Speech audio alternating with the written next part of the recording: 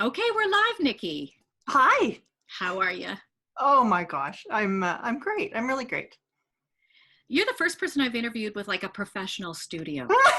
It's so not. It's professional in the screen that we're looking at right now, and that's about it. But the I'm in a we're in a rental apartment, and so part of the work that I do involves video, and of course, as much as we love being on social media and stuff these days, it's nice to have some sort of a backdrop. So I've kind of renovated this small little bedroom to have two sets. There's this one behind me, and then there's one on the other side, which is where my normal workstation is. But Yeah.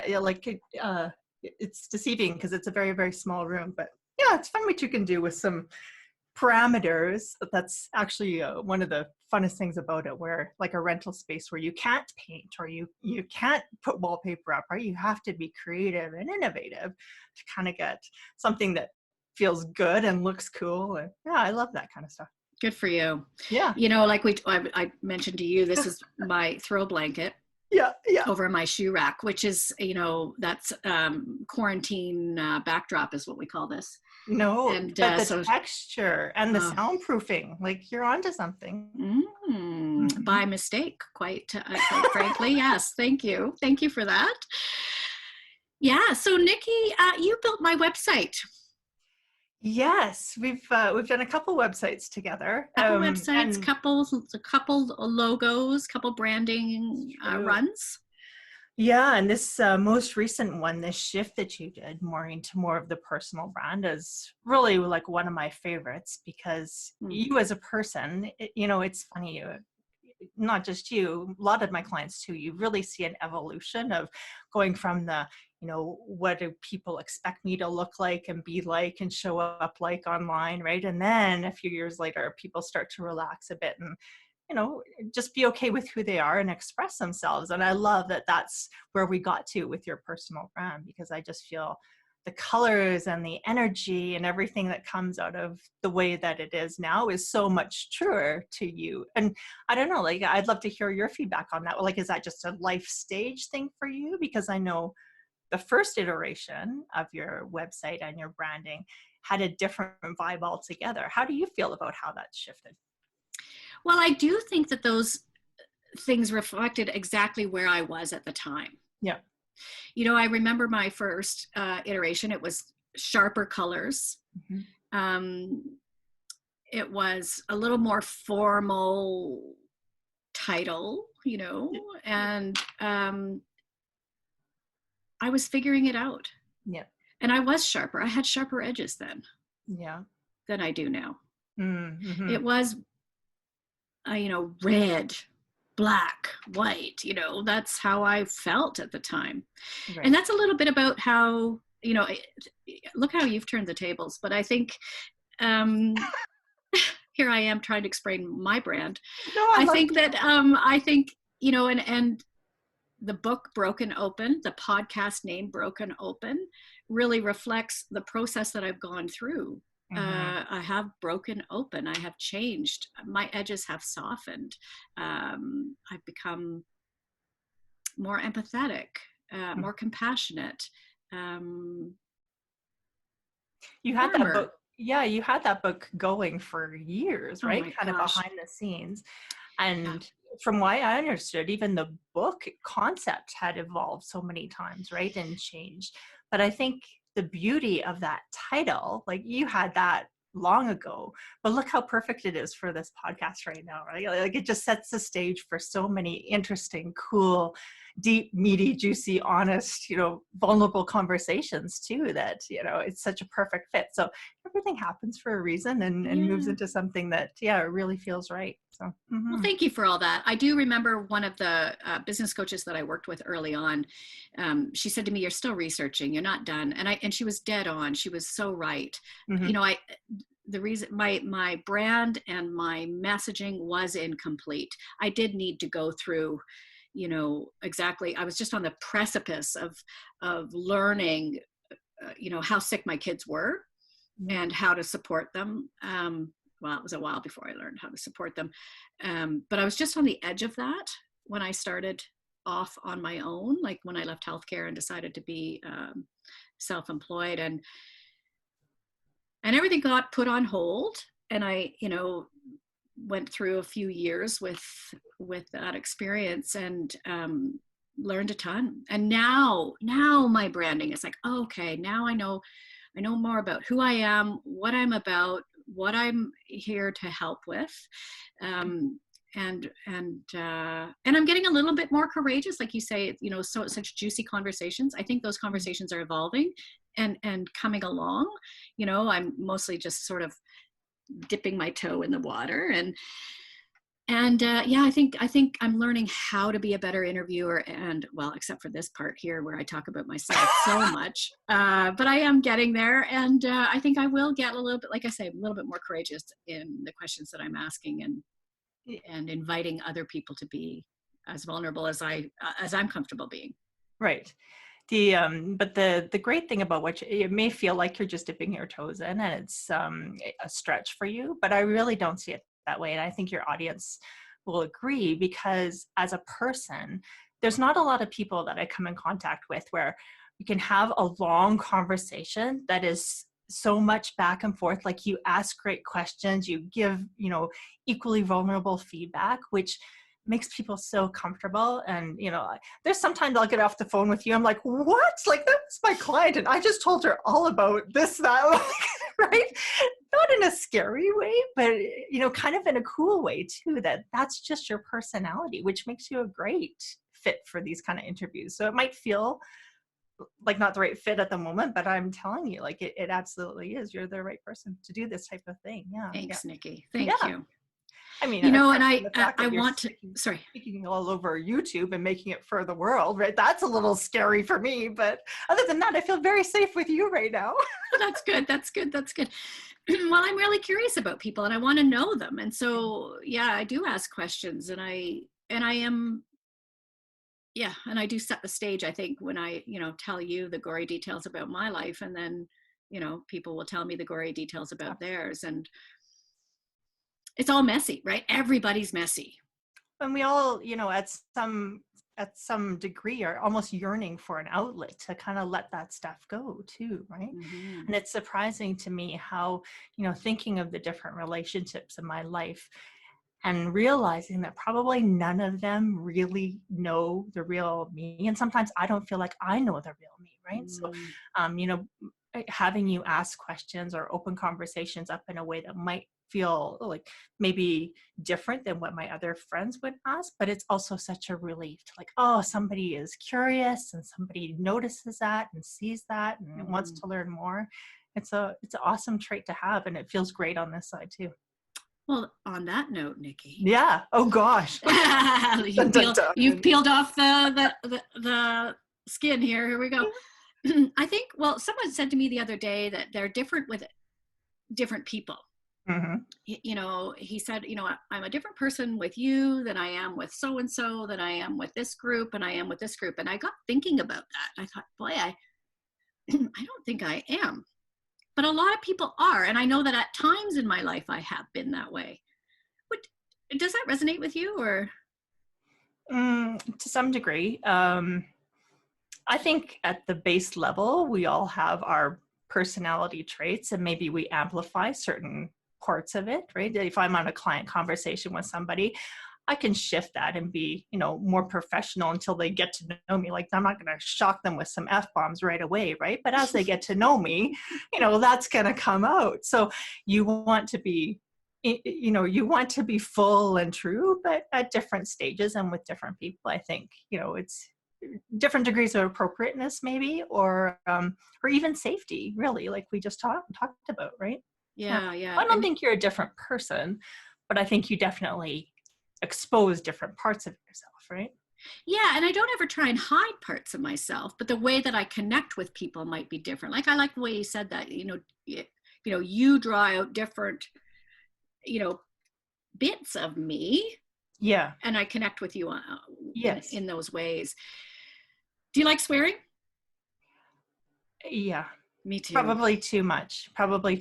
And I'm not bad at editing it, but I'm really not great around kids. Like I've noticed that. Like I don't have my own children. And so when it becomes very apparent is when I'm with, around my nephews or something and my brother, I could see his eyes like pop out of his head almost. And then I have to go back and edit and think, what did I just say? That was probably very inappropriate. But on the flip side, I'm like, hey, like this is life, kids, like you're 12 and this is how people talk. So, I feel bad, but I kind of don't feel bad either. Yeah, I have mixed feelings about that too. I try not to swear, within earshot of kids, but I love swearing. I love it.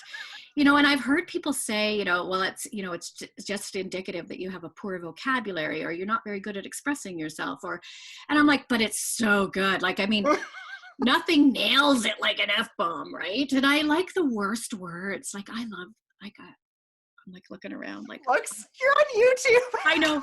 Shh. What is I have it? a few friends. We all like the C word. Like, and we Oh toss my it God. back and forth all the time. And it's like, I love it. I love it. I can't do that one for some reason. Oh my gosh, I love it. I'll give it a go. I'll try anything once or twice.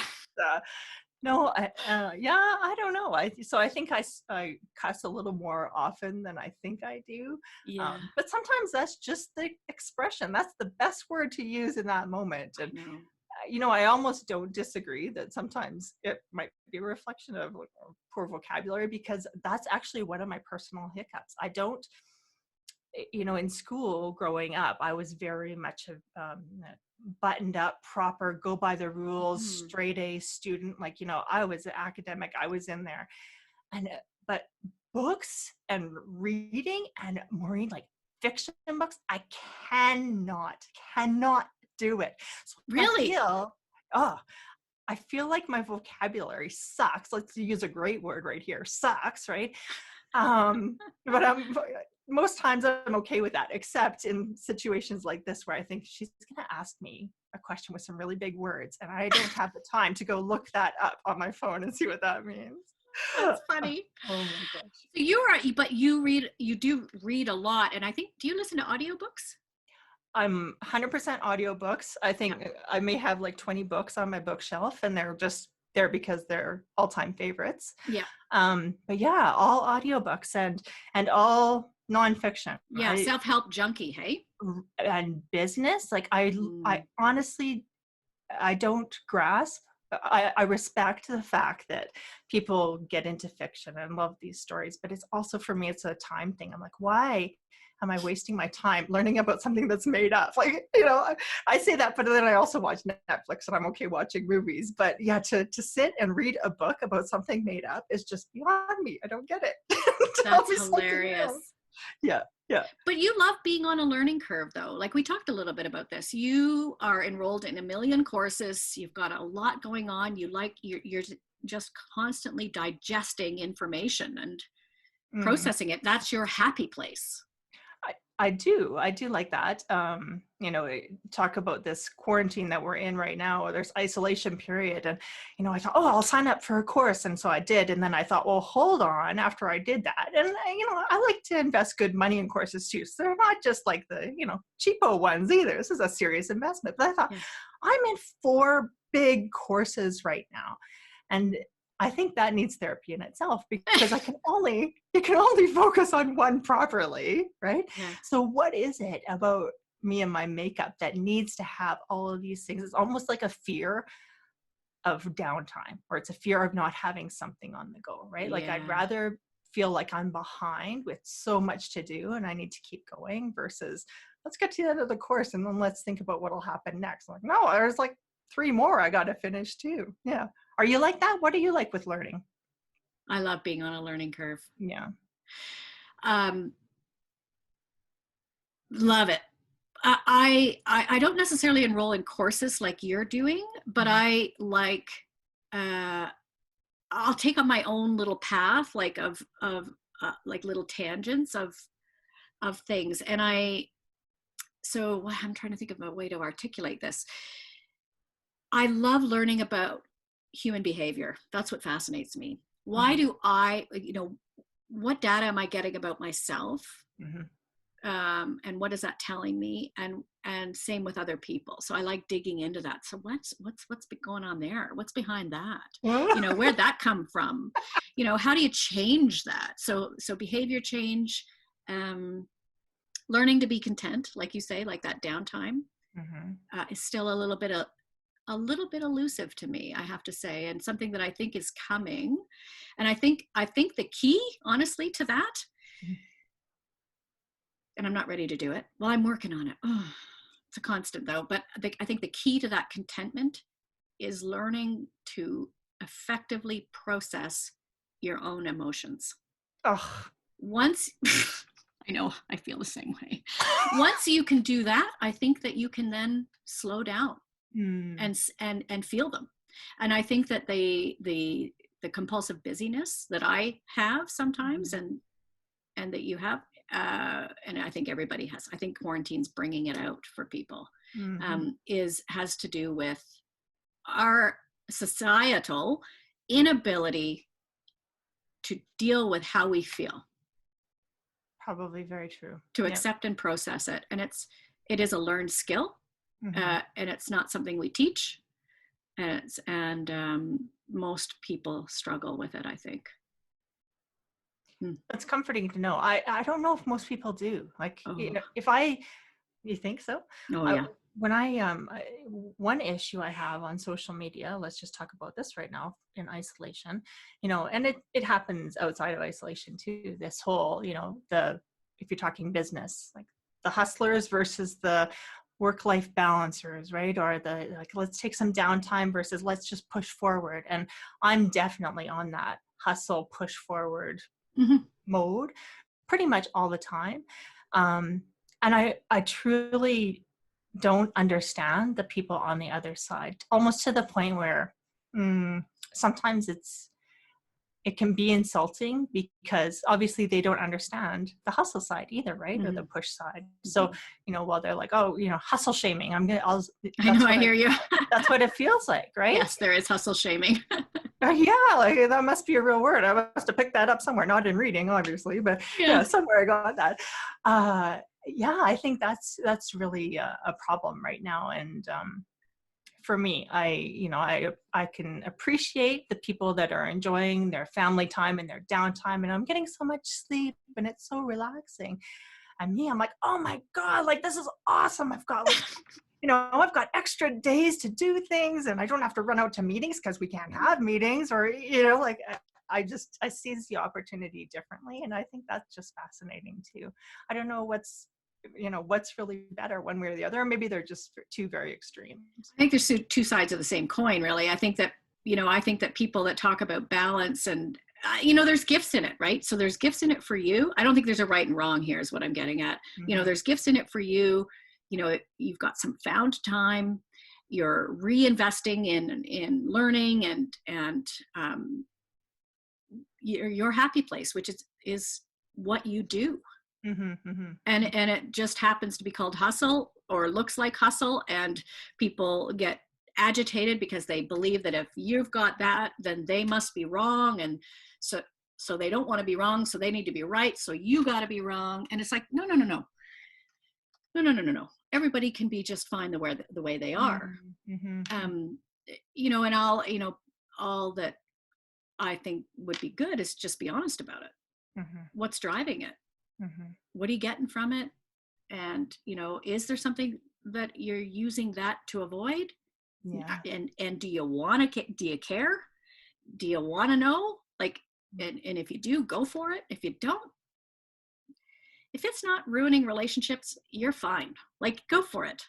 I think, and I think that there's all kinds of, I do think everybody's got a bit of this. I think that we have behaviors and substances that we use to keep the dopamine fix going, right? And to avoid the negative emotions that we might have if we get quiet. And I mean, that's not wrong either. Again, like, if you're okay with that, go for it. Right. Like, has this time period for you brought out any real vices or things that you didn't expect would emerge? Like, what have you realized about yourself or your behaviors that has kind of surprised you? Anything? Because it's been like, what, 6 or 8 weeks or, something like that. Yeah, I like being home more than I thought I did. Yeah. At first it was a bit of an adjustment. At first I felt a little panicky, like, oh my gosh, where's the human connection, the human contact? But I'm finding that I'm getting a lot of that through Zoom, or I just go outside and do yard work, and I can talk to my neighbors, and that's great. And I do see my son, and that's been a real gift, actually. So I'm surprised at that, how content I actually am being home. Yeah. My compulsive behaviors are a little more obvious to me. Yeah. Like I did find myself, and it escalates. Like I did find myself watching shows, and like I mentioned on the podcast before, playing Sudoku, like just trying to kick. And I'm like, what's going on there? I had a bit of a puzzle issue off the hop. Like I can lose myself in jigsaw puzzles, and I'll be up till 2 a.m. do a jigsaw puzzle. Like I can get unhealthy with jigsaws. Isn't that weird? Crazy. Yeah. And then of course, I got into sugar, because everyone was talking about how, it's okay. And I know that it's not okay for me. And like, I know that's true. Yeah. And it's okay, meaning like, okay to let those things go right now. And don't worry about it right now. Like we're in COVID, like do whatever you need to do. And so, I got into some sugar big time. Today's day 2 without sugar. But I was like, and I get to the point, I have that addictive personality where, today I'll eat this sugar and it lights up my brain and I'm like, wee, this is awesome. Like what a ride. And then tomorrow it's like, wee, awesome. What a ride. I better eat more to get that wee. Right. And then I feel ill and I don't even like how I feel, but I'm still eating more. Right. To the point where it's just, it's like, that's the addiction though. Like I need more and more and more to get the same pleasure. And then it's not even pleasurable anymore and I can't stop. Like, it's like, holy smokes. So today's day 2 with no sugar. No sugar. Yeah. I do that though. I cycle through things like that. Yeah. How about you? Me too. Yeah. Very extreme. Like if I'm in, I'm all in, right? And if I'm out, yeah, forget it. I think what's really come to light, I actually expected that I would be one of those people that would be off the rails on binge eating and stuff. But truly, I mean, I work from home all the time. It's really no change in lifestyle for me, except for the fact that you can't really go to the grocery store as often as you should, or you used to, right? And make these little errands. But other than that, I was joking. I'm like, I've been training for this for like 10 years. This is normal stuff for me. Yeah. No big deal, right? I'm watching everybody suffer and having a little giggle and thinking, oh, this is every day. And that impresses me, that because I remember feeling what people are feeling now in the early stages when I was working at home, right? That whole, I'm missing people, but not really, because I'm kind of an introvert, pretty much an introvert. Never mind, I am an introvert. But, missing some connection, feeling alone and isolated, like all these things that bring up these icky feelings, I think I'd gone through already. I like the restriction of not being able to just run to the grocery store all the time, because I'm a minimalist. So if the fridge goes bare, I'm happiest that way, because I'm in control exactly of what I'm eating and what, what's being processed. I'm okay there. But personality wise, I'm actually shocked with myself, and, in a shameful way, because I can see how extreme I can go. Like my poor boyfriend who's sitting in the next room, like yesterday, I went off the rails, and it was all about, I don't like meat. I'll eat it, but I don't like raw meat.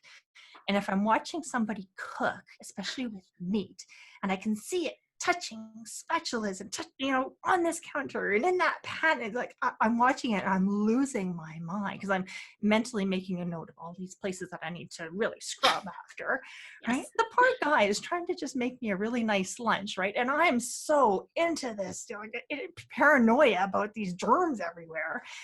So I quickly scarf down the meal, and then I've got the soap going, and he's like, no, I'll try and wipe. But I know the way he wipes is going to drive me crazy too, because there's going to be greasy streaks everywhere. He's just going to smear it around. Yeah.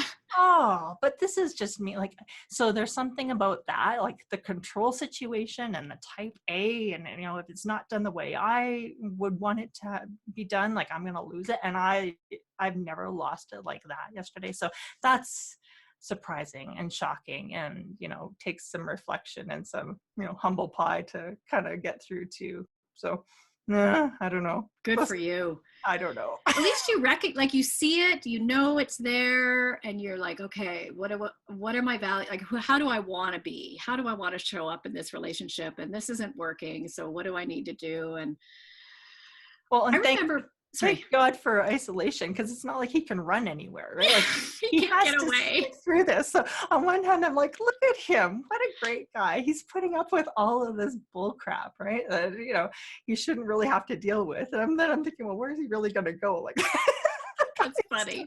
So many levels.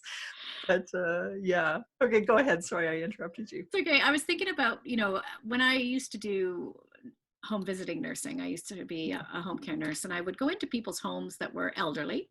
Yeah. And as people get elderly, their world gets smaller and smaller and smaller. And they start to, I noticed, and I used to be like, I'd be like, oh, I'll never be like that. They would start to obsess over,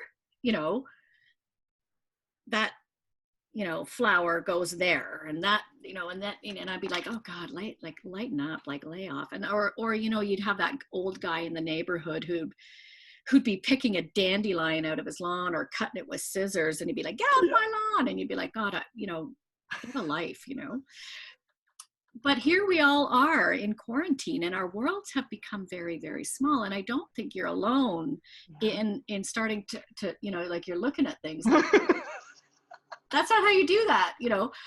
I'm getting kind of weird. Like Are you? Oh yeah. Like I like things a certain way in my house, and and I kind of like get off on putting things where I like them and having it all just so. And I'm now, my big job is scrubbing out the compost bin and the recycle blue bin outside and the garbage bin, and I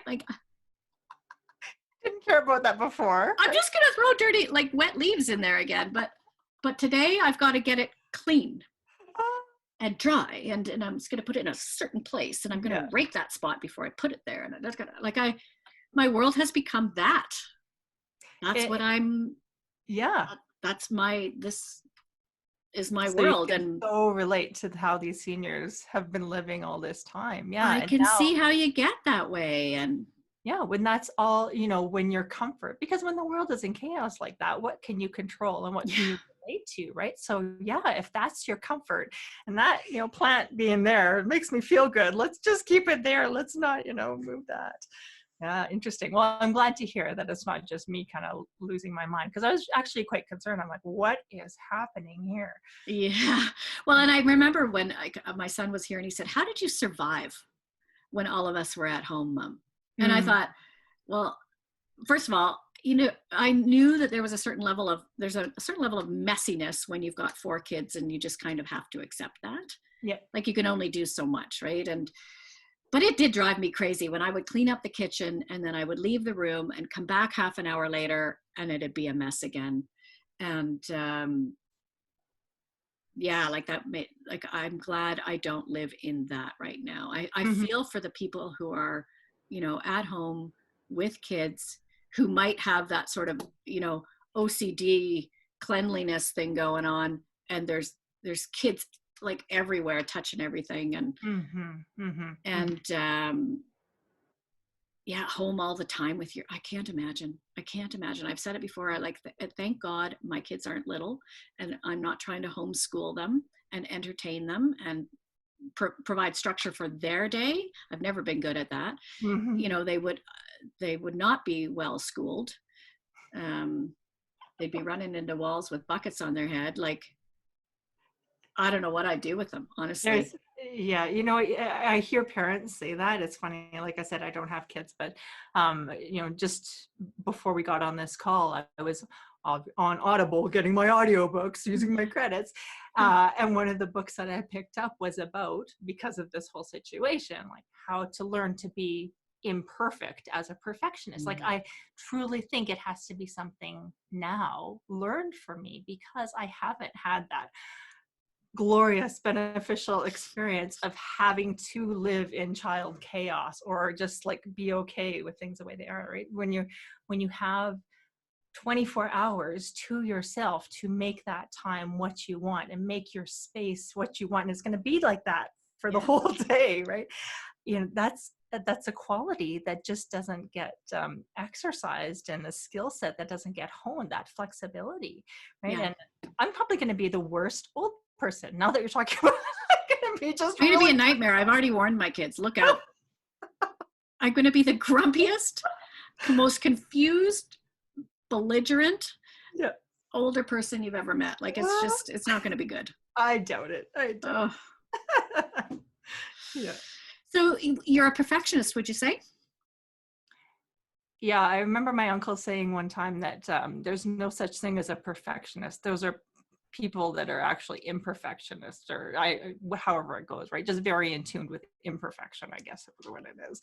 So I'll go with that. But I like things a certain way, and I think, and I try not to criticize myself too much for that, because of the work that I do, right? That's the quality, that's the standard that I expect when I'm doing design and doing branding. Like, I want it to be better than what the average person would produce, right? That's what people are paying me for. So I can see it takes a lot more time and energy to do things this way in work and in life, but it's also something that I'm very proud of too, right? To recognize a standard and then try and live up to that, or you're never going to be perfect. I realize that it's you're always going to be reaching for that, but I don't know. It's something that I'm proud that I have the vision. I think some people just can't see detail, and if you have the ability if you have the ability to see detail, that's not a bad thing either, right? So it's a good thing. And I think of all my own traits, and I always think, everything's a double-edged sword, right? Every strength can be a weakness at times, or if taken to an extreme. And I think of that perfectionism, like you said, in your business where you're branding and doing design and all the other things you do, which I want you to describe it, actually. And cool. where it's such a gift, right? It's such a strength. It really serves you, and it serves your clients. So that's good. It's good. Yeah, I think so too. I need people like you to notice, when the F is over here and the G is I don't care. It doesn't, right. It doesn't right. say, I don't see it. Right. So, but I know other people do, and they're like, oh, but you know what? Yeah, speaking to exactly that, because, like you're saying, I don't see it, or I don't care. And so that's difficult too, because, it takes a certain client to, even though they can't see it or they don't see it's important, right, to be able to recognize that there's value in that it's still a reflection of their brand and how they're showing up. Because a whole bunch of those quote unquote imperfections, misalignments, 3 pixels versus 5 pixels between letters, right, which is like nails on a chalkboard to me, right? And nobody else gives a crap about it. But in culmination, that's when things can look in branding like unprofessional or not tidy or inconsistent, right? So yeah, an F and a G that isn't quite aligned in one instance might be forgivable, but when you get the whole freaking alphabet misaligned, well, that's just chaos. And it's a trust value or trust factor after that too. When people see the whole picture, if it doesn't look professional, and you're selling a service that has a level of esteem and quality related to it, like, you know, you have to show that you care about things, and that, you know, whether you personally recognize the alignment piece or not, right? It's still a reflection of you and what you do. So it's true. It's so true. Because I have received marketing material or like emails. They've used 3 different fonts, 3 different colors, 3 different sizes of font. And I'm like this, like, and they lose the message yes. in the delivery, you know, and I think of that. So it's a spectrum. So I can see that to some degree, but then I know that there's a whole other spectrum that I don't see. And And some I of it is don't, very subliminal too, right? right. Like you don't recognize. Yeah, it's not as in your face. Yeah, and I don't want to lose my message in the delivery, you know, and I want my brand to be recognizable and consistent, you know, and, you know, and I'm not good at it. That's okay. But that's, you know, that's my job too, right? Is That's why I have to you. Yes. teach, right? To, you know, I don't have to teach you how to do it, but I have to be able to explain why that's important. And more often than not, clients will see that, right? And appreciate the value. And yeah, it's neat. It's fascinating to me how people view things so differently, right? Yeah. Yeah. Yeah. Like what you said, like 3 fonts and something, like there again, like nails on a chalkboard to me, right? But some people are like, oh, I like this font and I like this one. Like It's Comic awful. Sans, like Oh, let's talk Comic Sans, I right? have such a judgment about Comic Sans. I mean, Me too. I'm like, oh my gosh. And yet, you know, Is most this a people like, business page and you've got Comic Sans and like, right, but they're being casual and carefree. But, you know, just, you know, what people get from that, like, look at our reaction to I it, right? know. And somebody using it is like, oh, I'm so easy to get along with. And we're like, Cute. you're so unprofessional. Yeah. Yeah, I'm funny. like, what message are you trying to send? Because I'm not picking up what you're putting down here. Like, it's not good. I know I have a real judgment about Comic Sans too. Yeah. I'm glad to hear that, because not everybody understands it. But yeah, I'm very judgy about it as well. I try not to be judgy about grammar, like, and I'm no guru, but I do know the difference between two, and two, Yes. you know, and there, and Mhm. you know, when I see people using those, the wrong spelling of those words, Yeah. I have a judgment. It's a snap judgment, and I have to consciously work at letting it go. It's like, you're an idiot. Oh wait, maybe they just, you know, were in a rush, you know. And I'm like, how can you not know that? But I agree. and Yeah. I listen to DJs on the radio, and their grammar is, oh, and Okay, I'm but like, in defense of that, all right, because I've done videos. Have you ever done a video of yourself and then put the subtitles underneath? no. It is shocking and horrific once you start typing out or seeing words of what you're speaking. Like, I know myself, I can start in a one-to-one conversation. I'll start out one and then mid-sentence, like, wait, let's talk about this for a second. Let Yeah. me explain further. And then let's go back to that. But when it's written out, it is the biggest long ass sentence ever, right? It doesn't make it doesn't make any sense, even though it might be, you know, audibly, you know, understandable. It's not grammatically correct by any means. Oh But yeah. gosh, now you're making me really think, because you know, and I know that all the things that I judge about other people, like, I know what that is. I get it. Like, it's things, characteristics that I just can't accept in myself, right? So Mm. it's a lack of acceptance, and I know that I probably do it, and I don't like it, and then I project that onto other people, right? And I Is can't it stand things it. that you don't like about yourself, or just things that you value? Like, you value correct grammar, you value that spelling. So projection for me is, I do value it, but I'm not perfect. And so so as I judge others, I also judge myself. And it's not about standards, it's about a better and less than. Like, that's what judgment is, right? Yeah. So, you know, I can have a standard for myself and be non-judgmental about other people, Mm-hmm. right? I can want to communicate as effectively as I can, but the judgment piece Mm-hmm. is a, Mm-hmm. Mm-hmm. you know, and it's, I remember having this argument with my grandmother when I was little, because she was very proper English and proper English language.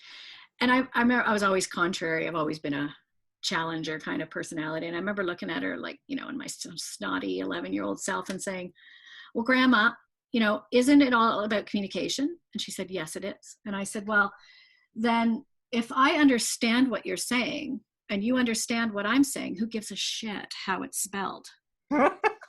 Like, if the message is getting across, what's the fucking problem? Right. And she was very calm, right? She just looked at me and she said, that's true. If I understand what you're trying to say, that's true. She said, but people will judge you and they will lose the message in the delivery. Yeah. And don't you want to be able to appeal to the widest audience that you can? Do you really want to narrow it down so that only 10 people can hear you? Or do you want to do it properly so that 1,000 people can hear you? And I remember thinking, yeah, okay, you've got a point there. How old were you when you had this conversation? Oh, probably 10 or 11 years old. Like, just, That's deep thoughts. That's deep thoughts for a kid. Oh, I was just trying to nitpick how she was, right? I was just trying to be nasty. And so... No, I get it. It's when you come across the there or the two that isn't right, it's not about always just not grasping the message, because that trips you up, right? It has a different meaning. So you do stop and you do wonder. But then I'm with you too. I'm like, either they didn't proofread or they don't know the difference. And then, and that's all a reflection of their professionalism or their credibility. Right. Or their so it's the authority. Character judgment that I apply to the person that's the problem. Yeah. No, I do too. And then seeing it from the flip side, like nowadays, a lot of those people have an assistant or somebody writing those posts or, writing those articles for them. So I think we have to be compassionate to that too. Like, I should have proofread it and got it right, but it may not actually be Maureen writing that, text or things like that too. So yeah, there's just so many factors involved these days. It's hard. You judge, but then you have to judge. But I think it's also, like I say, it's a spectrum. So I understand I can see it easily, this much of a problem, but this over here, I know that I'm making errors that I can't see and other people can see too. And I think it's that, I think there's that going on too, like a bit of like, we're only human. Well, yeah. And I mean, I need to think about that a little bit more, the judgment that I've got there, and what is that? What am I not accepting about myself that's interfering? Oh, yeah. I take a different stance. I just think it's a value piece for me. Like I value correct spelling of there and to, and those kind of words. So yeah, I'll judge for that reason. Go for it. One of the things I've noticed about you too in your marketing, when I go on, first of all, I went on your website this morning. I don't see you on there. I know. What happened? Where'd you go?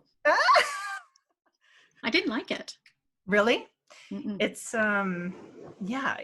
it's been an exercise recently in professional branding versus personal branding.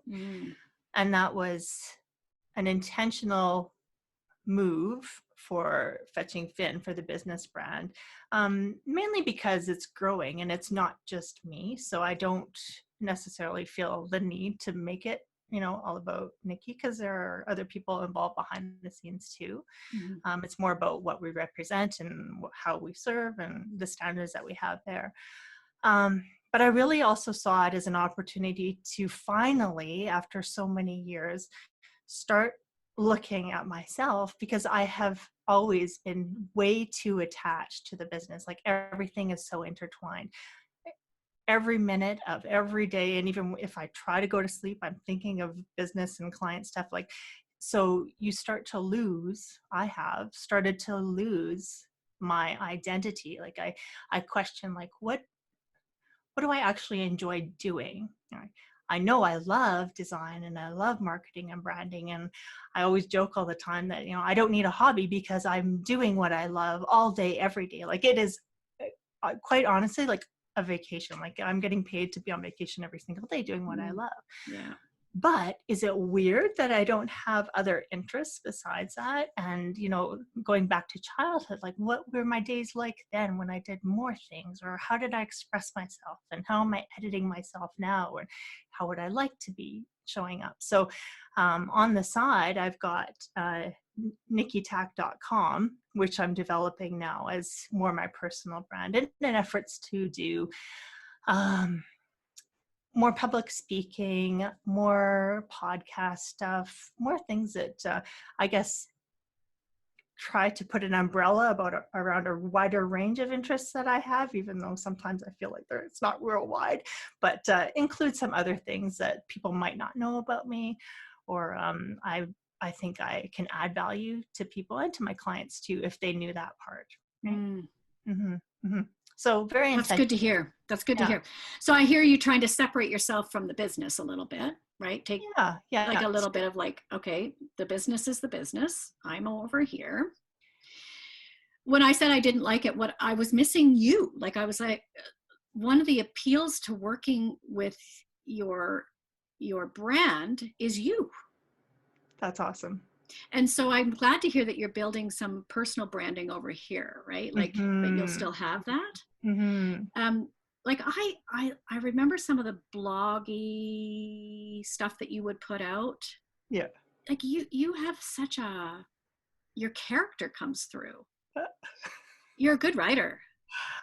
Thank you for that. And I love that part of doing business too. And it's a balancing act because coming from a perspective of web development and search engine optimization, and there are rules and then there's a way that I do things, and I've never really been one to, I won't break the rules, but I'll definitely, in life and in business in all aspects, I'll walk the line, right? It'll be touch and go. So even though I want to respect traditional rules of how to build the website and how to do search engine optimization, a lot of the way that I was writing and the way that I was showing up on my website probably wasn't conducive to that. If I had hired at one point an outside SEO guy, he really tried, he understood my perspective, but tried to, for his purposes of getting, being an effective SEO person, tried to really sterilize that a little bit and make it more about an agency feel and not, these weird fun words that, I think some people are very drawn to, and make it so chock full of personality and energy in a different way.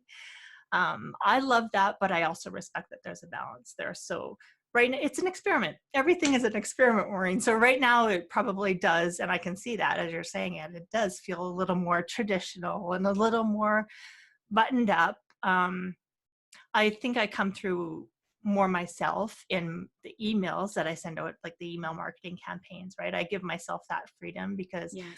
I think you're right? When people are working with me, they need to know the F-bomb person that they're working with, right? That's going to happen. So I let myself be myself there. But on the other hand, I think, as anybody who's had a business for a while, you have to also consider that there may be a point where the business gets sold and it's no longer yours. So that separation part is also really critical, right? Like if I were to sell my business tomorrow and I'm so intertwined with it, what does that mean for me as a person? And how have I established myself as an authority apart from Fetching Finn, right? So, and really now I haven't. Yeah. So it's experimental.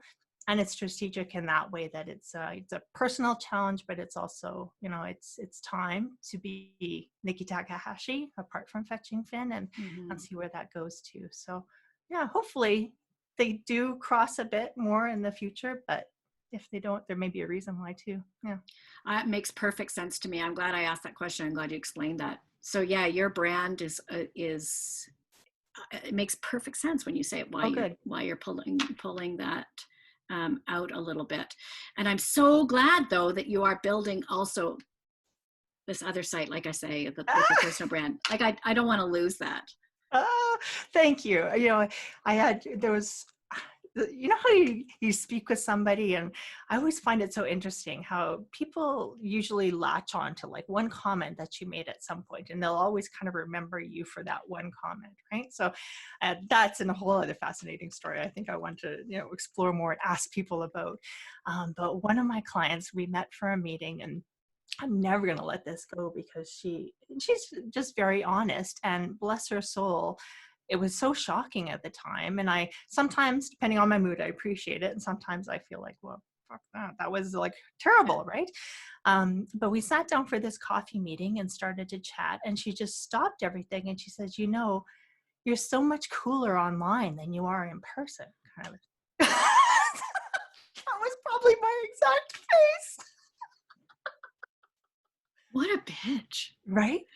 Which made me really reflect on that. I'm like, wow, right? Because I think, like, is that a testament to being able to write creatively and be expressive, in the written word or maybe in a video, but I'm a complete dud in, like, in real life, like I have no other interests, and I don't, like, that brings up so many questions. And yet it's the She's best comment wrong. too. She's wrong. It's First of also the all, best comment. It's a great challenge. But it's those things, like, maybe it's just how you were being that day. But I mean, I find you, I love all of it. Like, I think that how you are, like, in your writing, I love it so much because I think it is so you. oh, that's cool. I love the photos that you've done because they're so you. Like, and when I talk about you as, I recommend you as a branding and web design person. I'm selling both though. Like, I'm selling Yes. you and the professionalism, because I like, there's the edgy, you like you like clients that are a little different, and Yeah. you get to the heart of their feeling, like you're Mm. the brand reflects people's auras, and, like, I think you're so good Mm. at that. Like, that's a creativity piece that you've got, and you've got this attention to detail, and how many pixels are on a pixel thing. I don't even know what they're doing, but, like, you know all of that stuff, and the SEO stuff. I'm like, it's perfect. It's Oh, perfect. oh. And so she's wrong. I feel very fortunate. I think the career that I have is an excellent fit for me. And speaking to that, there are so many people. There was just a fellow yesterday that I spoke to from Detroit, and great gumption, great passion for his business, but you can definitely tell the entrepreneurs, and it's hard when you're a solopreneur and that business is you and you're selling your business. There are people that have a mindset that are, very technical about their profession and what they do, and they're great at that, but they don't have the personality to go sell it or to be engaging with people, right? I think you need to really be able to marry both, be able to communicate on a very human level and listen and be empathetic and understanding, Mm-hmm. be a salesperson, and then also be the technician. I think it's a pretty rare, combination of skills to get somebody that can do that. Unfortunately, almost all of my clients are like that, but and I kind of filter out the ones that aren't, because it's hard to do branding that really amplifies a personality if, There's no personality. well, I wasn't going to say that. But it's true. Yeah. I think Yeah. it's true. And I want, when I am buying services, I'm buying the person too. Like, Yeah. I really am, because I want to connect with them. I want to feel like they get me, Yeah. and I need to connect with them to feel like they get me. Right. So and so that's important to me Mm-hmm. when I'm shopping. Yeah. Can you tell me before I forget, where did the name Fetching Fin come from? Nah. Such a stupid story. Of course. That's good. That's good. It's good. It's good. Let's hear it.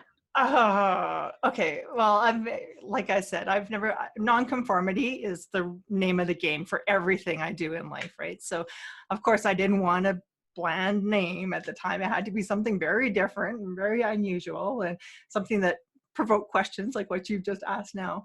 But it was tiresome, and it was probably because I've done freelance design under a number of different business names in the past. And then, so this one I knew I was finally going to incorporate, this was going to be serious.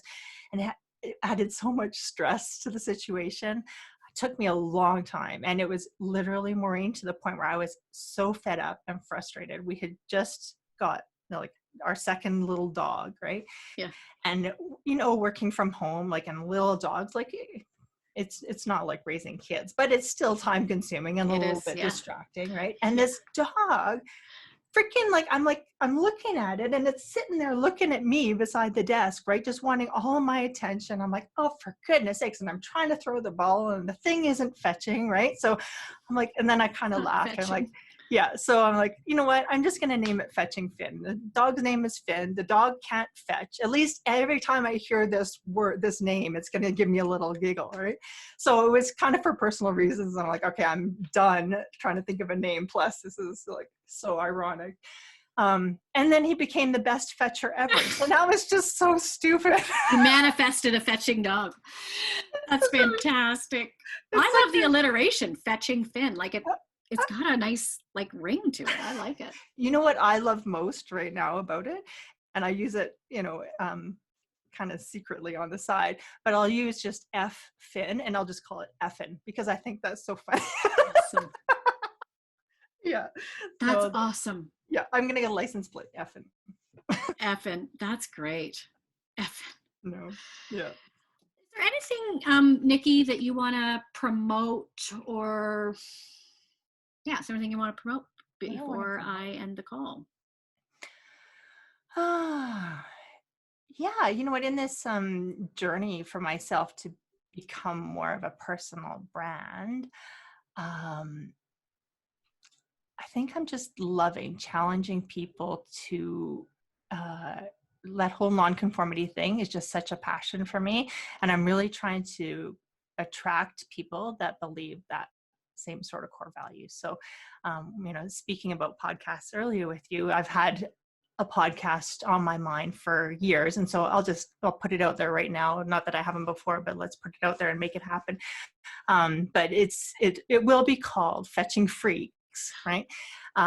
Because I really think that the people who are the weirdos of the world, the nonconformists, and it's not like they're doing illegal stuff, but they're, bending the rules a little bit. I just find those kind of people so fascinating. Like, it's just, whether they're promoting a brand or they're just being themselves and expressing themselves, I just think, like, what does it take for somebody to have the courage and the gumption to show up just so alive in their skin and, unapologetically? I just love that. And usually if they have a business, of course it completely supports it, just like you've said, right? It's hand in hand. You're hiring, somebody for a business because of their personality too. So if they've got this really kind of, and it doesn't even have to be outrageous or in your face. Sometimes it's just very, very subtle. But I just love those kind of people. So let's say that as I'm building NikkiTack.com, very shortly it will be a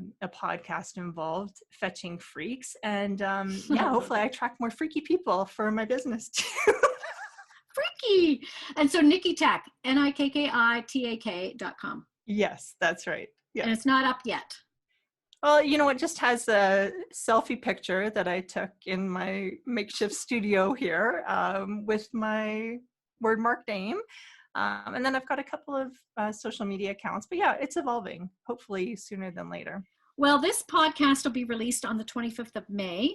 So by the time this podcast comes out... Are you challenging me? Yes. Your website will be good and roaring along. And your podcast will be started. Maybe. Okay, I accept that challenge, Maureen Towns, you crazy woman, you. That's good. Yeah, that's good. Yeah, it's fun. It's a fun evolution, right? That's very cool. So I didn't ask you the question about Broken Open. Ooh. Would you like me to ask you the question about? Ask me a question, yeah. Okay. Tell me about a time, Nikki, when you experienced some adversity that at the time felt catastrophic, that in hindsight is a gift. There's one very strong moment in my life that really was pivotal for a lot of things. And it was earlier. I've always, of course, not liked to do like ballet or all these girly things, right? So at a young age, I hung up the ballet slippers and took on karate as my pastime, and just went whole hog, right? Full force into it and loved it. And I was decently good at it. And back in those days, there weren't a lot of females in that realm. Mm-hmm. So I loved being unique in that. Plus, it was truly a joy to do.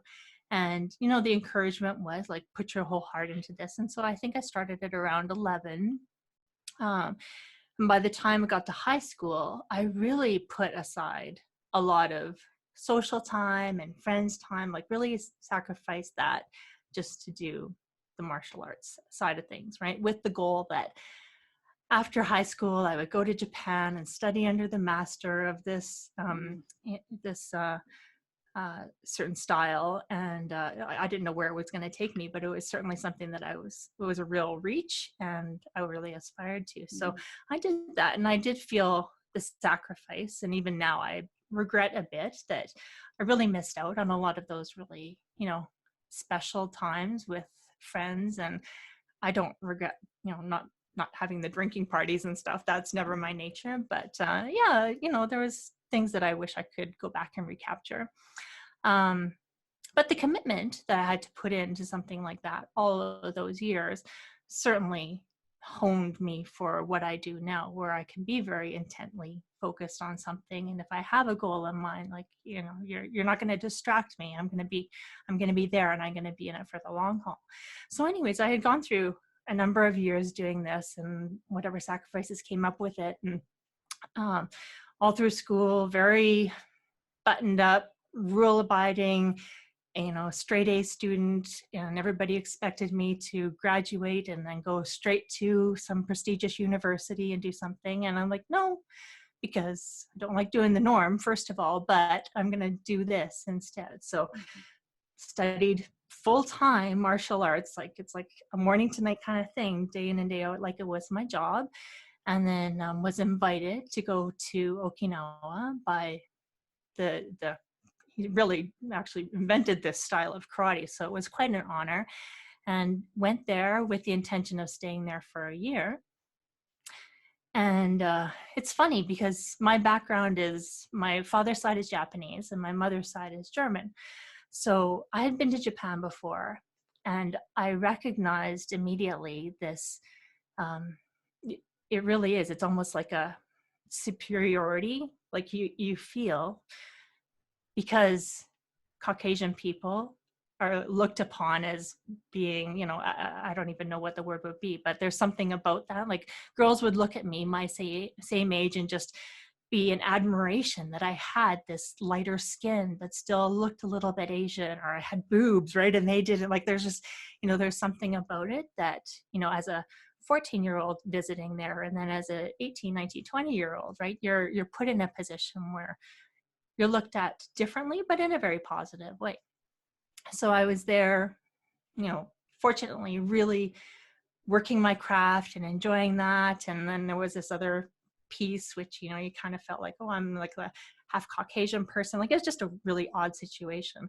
And what ended up happening is that the master that had invited me over, I was under his care basically, and not even 20 years old.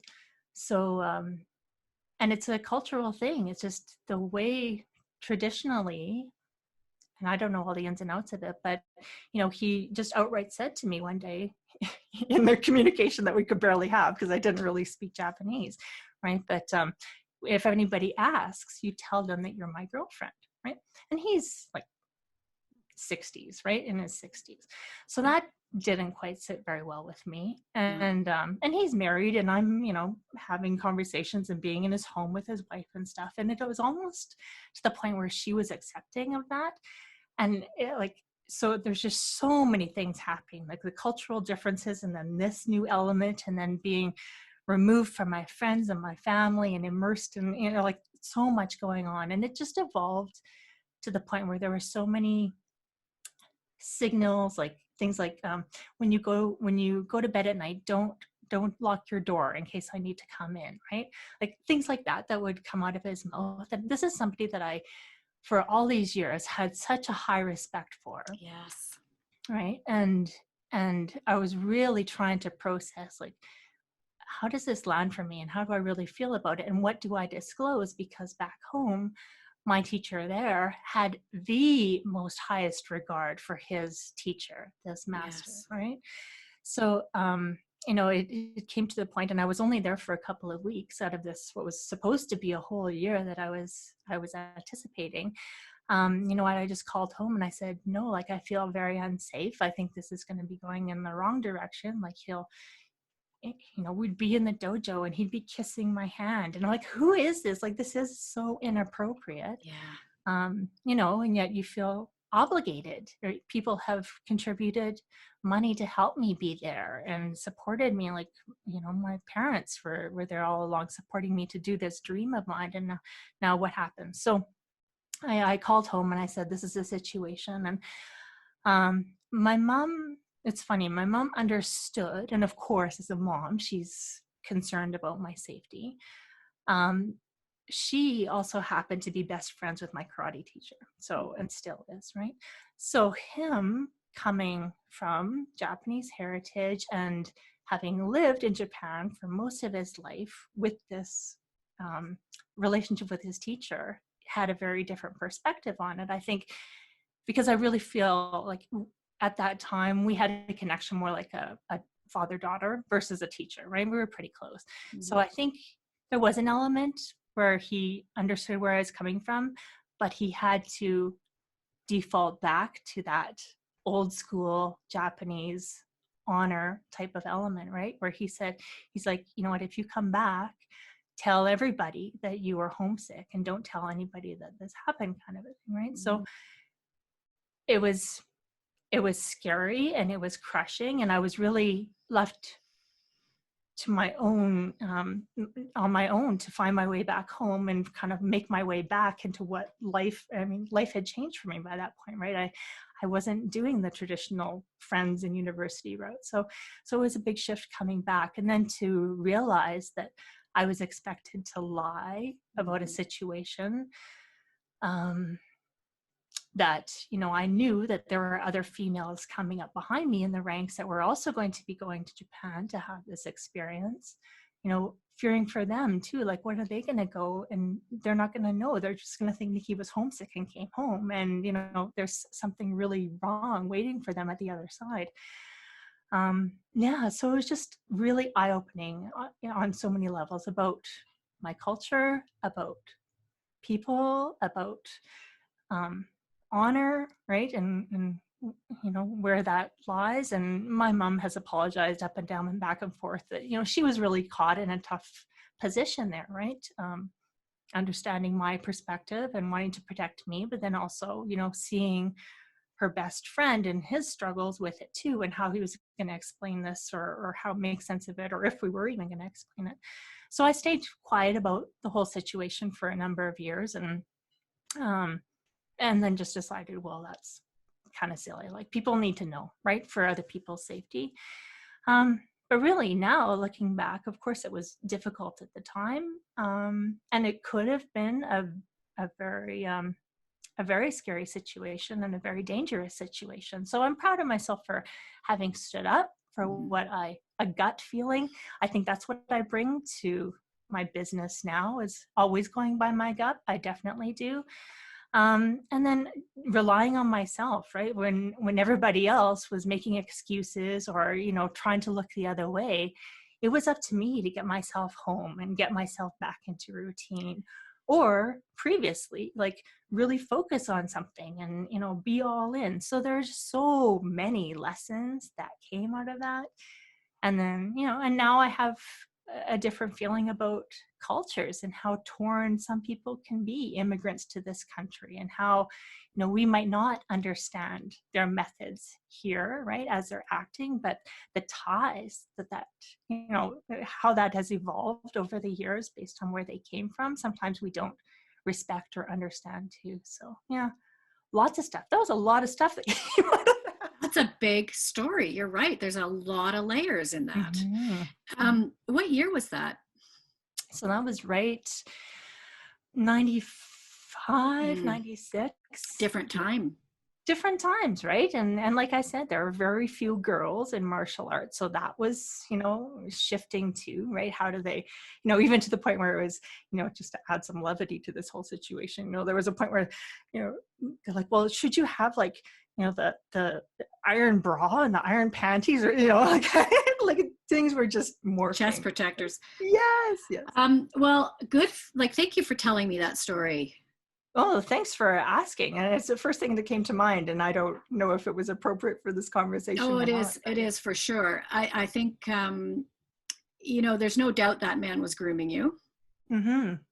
And I can imagine how difficult it would have been to speak up, right? Because of the position of power and adoration that this man held, right? For not just for you, but for all, all your dojo at home and your family. And I mean, you're breaking so many rules, by doing what was right. And that takes us so much courage, Nikki. And then to be sort of invalidated and to have it diminished and hidden, asked to hide it, and say that you were weak, that's why you came home, or whatever it was, right? Homesick, or I put weak on that, but like that's so tough. Like, good for you. No, those are the right words, and you're expressing it perfectly, and I don't think I express it properly sometimes, but I think weak is exactly how I felt, because that's never been a character that I would want to portray, right? Like, especially when you're being strong. Yeah, right. Like, not just physically strong, but just the the will that it took to get to that point, to to get to that point in my craft, and to sacrifice what I did at that age, right? When things like friends and relationships are important. Yeah, to come back and like, yeah, I gave up in 2 weeks. Oh, come on. And to be honestly, and the mid 90s, I mean, almost where, it's like, well, we I grew up in the 70s, and so we were, a sexual assault was kind of like, well, it's not that big a deal. Just don't, just don't make a big deal out of it. Like, it's just the way, men and women are, and it's not like, let's not make a mountain out of a molehill here. Nothing really happened, Nikki. Right. Like, I can almost feel it, the heaviness of all of that. Yeah. And certainly, of course, you have that conversation with yourself too, right? Like, oh, a few kisses on the hand, or so I have to call him my, my boyfriend. Like, what does that really mean? Like, people have had way worse things happen, right? It could have gotten worse. Oh, it would have. Yeah, but guarantee the guy was grooming you. I think just the cultural shock of it, once I came back and looked and realized there were probably so many people in that circle over there that knew that was happening, and yet it was just so accepted. Like, even for even his wife to know that that was probably happening, that's what really is shocking to me, I guess. And we feel so progressive, and yet there are elements of people, or of some cultures, that are still not, right? Wow. Well, I love that story, because of what you say you took from it, right? Like, learning to go, like, you clearly, you're a strong woman, and to speak up, and to stand up, and to do what was right for you. And I like that you carried that lesson forward too. And it's just sort of cemented those characteristics in you, that, yeah, this was right. And I was right. And, that I'm gut going feeling, to trust that. And there's something to it. Absolutely. That trust your gut kind of a thing. Right. And yes, gosh, and I can rely on myself in a hard situation, which is awesome. And just having, just a wider perspective, and that happens from all lessons in life, right? But you just get a different perspective on things. Well, I can't imagine how disillusioning that must have been for you. Thanks for asking the question. That's the first time I've ever, well, obviously recorded it too, but yeah. But I think it's such a universal issue. So thank you for sharing it. And it is hard to share those kinds of stories. So thank you for that. Yeah. Gosh. Words of wisdom before we sign off. Yeah, no, it's neat, right? You get to a point in your life where, sometimes you think you don't do much, and then you look back in a conversation and you're like, this, like, you know what, it wasn't so bad, right? Like there's actually been a lot of things that have brought you to this place in life. And yeah, you have to have not only compassion and empathy for other people, but also for yourself too, because, there are things that make me, lash out at, a greasy countertop now, or, somebody with a racial slur. Like, there are just so many components to it that, yeah, give yourself some grace, and then also other people too. Mm-hmm. Good for you. Wow. Remind me never to get into a sparring match with you. My God, that's amazing. Well, thank you very, very much for your time this morning and for sharing everything you've shared. I mean, the person behind the brand, everybody, Fetching Finn, Nikki Takahashi, incredible. She's incredible. You've opened the gates now, and I'm just going to say everything. Yeah, that's awesome. It's awesome. I can't wait to hear your podcast too. I'm excited about that. And I am going to check out your site too, because I think your personal brand is going to be so cool. You think there are enough freaky people out there that I can do a whole podcast? I don't want the real weirdos though, Maureen. The real weirdos. We'll talk. Okay. Well, have a great rest of your day, and thank you again. That was sweet. Thank you. Bye.